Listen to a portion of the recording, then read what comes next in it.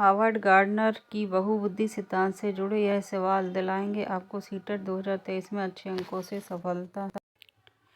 पहला क्वेश्चन है, Howard gardener ने सुझाव दिया कि अलग अलग प्रकार की बुद्धियाँ होती है। निम्नलिखित में से कौन सी बुद्धि गार्डनर द्वारा प्रस्तावित प्रकारों में से एक नहीं है? तो यहाँ पर 4 ऑप्शन दिए गए हैं आपको। संगीतमय, भाषाई, शारीरिक गति संवेदी, व्यवहारिक। इनमें से कौन सी नहीं है? तो इनमें से व्यवहारिक नहीं है, बाकी ये 3 है। अगला क्वेश्चन है, हावर्ड गार्डनर के अनुसार बुद्धि एक इकाई है। बुद्धि के कई अलग अलग प्रकार हैं। बौद्धिक लक्षणों को 3 आयामों संचालन, सामग्री और उत्पादों के वर्गीकृत किया जा सकता है। बुद्धि में एक सामान्य कारक और कुछ विशिष्ट कारक होते हैं। तो इनमें से हावर्ड गार्डनर के अनुसार कौन सा विकल्प सही है? तो इनमें से बुद्धि के कई अलग अलग प्रकार होते हैं, यह ऑप्शन सही है। अगला क्वेश्चन, हावर्ड गार्डनर के अनुसार अंतः वैयक्तिक बुद्धिमत्ता वाले व्यक्ति की क्या विशेषताएं हैं? पहला, सामाजिक स्थितियों से भली शांति निपटने की क्षमता होती है। दूसरों की भाषा के अर्थ व लय को समझने की क्षमता होती है। सी में स्वयं की जटिल भावनाओं, शक्तियों व कमजोरियों का ज्ञान होता है। और डी ऑप्शन है, सौंदर्य एवं सौंदर्य बोध की सराहना होती है। तो इनमें से कौन सा ऑप्शन आपका सही रहेगा? स्वयं की जटिल भावनाओं, शक्तियों व कमजोरियों का ज्ञान होना। अगला क्वेश्चन है, गार्डनर के बहुबुद्धि सिद्धांत के अनुसार वह कारक जो व्यक्ति के आत्मबोध में सर्वाधिक योगदान देगा वह हो सकता है। क्या हो सकता है? आध्यात्मिक, संगीतमय, भाषा विषयक, अंतर्वैयक्तिक। तो इनमें से क्या हो सकता है? अंतर्वैयक्तिक। अगला क्वेश्चन है, अंतर्वैयक्तिक बुद्धि से तात्पर्य है तो स्वयं की क्षमता, कमजोरियों की पहचान करना, विभिन्न व्यक्तियों को समझने का कौशल, दूसरों को अभिप्रेरित करने का कौशल, दूसरों के साथ बातचीत करने का कौशल। मतलब अंतःवैयक्तिक बुद्धि क्या है? तो यह है विभिन्न व्यक्तियों को समझने का कौशल।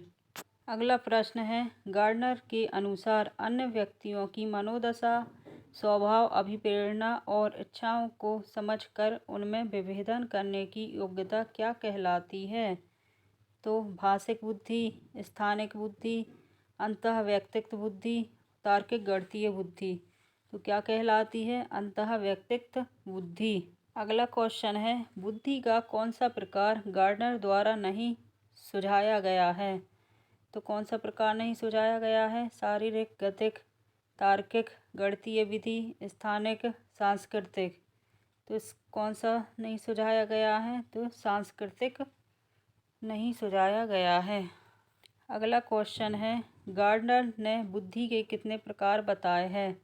8, 5, 6, 7। तो कितने प्रकार बताए हैं? 8। अगला क्वेश्चन है, बहुवादी बुद्धि ज्ञान को अनेक पद्धतियों से प्रदान कर एक से अधिक कौशलों को प्रकट करती है। यह विचार है किनका है? हार्वर्ड का है, गार्डनर का है, जॉनसन का है, कोहन का है। तो यह विचार किसका है? गार्डनर का। इसके बाद अगला प्रश्न है, एकाधिक बुद्धिमानी का सिद्धांत कहता है कि बुद्धि तेजी से बढ़ाई जा सकती है। बुद्धि कई प्रकार की हो सकती है। पेपर पेंसिल परीक्षण सहायक नहीं है, या फिर प्रभावी अध्यापन के द्वारा बुद्धि बढ़ाई जा सकती है। तो इसका आंसर क्या है? बुद्धि कई प्रकार की हो सकती है। अगला प्रश्न है, हार्वर्ड गार्डनर का बुद्धि का सिद्धांत पर बल देता है सामान्य बुद्धि पर, सामान्य बुद्धि विद्यालय में आवश्यक सामान्य योग्यताओं पर, प्रत्येक व्यक्ति की विलक्षण योग्यताओं पर, शिक्षार्थियों में अनुबंधित कौशलों पर। तो किस पर देता है हार्वर्ड गार्डनर का बुद्धि का सिद्धांत बल? तो प्रत्येक व्यक्ति की विलक्षण योग्यताओं पर। अगला क्वेश्चन है, एक शिक्षिका अपने शिक्षार्थी की विभिन्न अधिगम शैलियों को संतुष्ट करने के लिए वैविध्यपूर्ण कार्यों का उपयोग करती है। वह किससे प्रभावित है? तो कोलबर्ग के नैतिक विकास सिद्धांत से, गार्डनर के बहुबुद्धि सिद्धांत से, वाइगोत्स्की के सामाजिक सांस्कृतिक सिद्धांत से, पियाजे के संज्ञानात्मक विकास के सिद्धांत से। तो वह किससे प्रभावित है? गार्डनर के बहुबुद्धि सिद्धांत से। अगला क्वेश्चन है, गार्डनर ने अपनी बहुबुद्धि सिद्धांत में कितने संशोधन किए थे? 7 किए थे, 9 किए थे, 4 किए थे, 2 किए थे। तो कितने किए थे? 2 संशोधन किए थे। इसके बाद अगला क्वेश्चन है, बहुबुद्धि ज्ञान को अनेक पद्धतियों से बालक को प्रदान कर उसमें अनेक कौशल को विकसित करता है। उक्त कथन किसका है? गिलफोर्ड का, गार्डनर का, विनय का, स्पीयरमैन का। तो किसका है? गार्डनर का। इसके बाद अगला प्रश्न है, हावर्ड गार्डनर का बहुबुद्धि सिद्धांत सुझाता है कि बुद्धि को केवल बुद्धिलब्धि परीक्षा से ही निर्धारित किया जा सकता है। शिक्षक को चाहिए कि विषय वस्तु को वैकल्पिक विधियों से पद्धति के लिए बहुबुद्धि को एक आदर्श के रूप में काम में ले। सी ऑप्शन में है, क्षमता भाग्य है और एक अवधि के अंदर नहीं बदलती। उपरोक्त सभी। तो इसका आंसर क्या है? बी।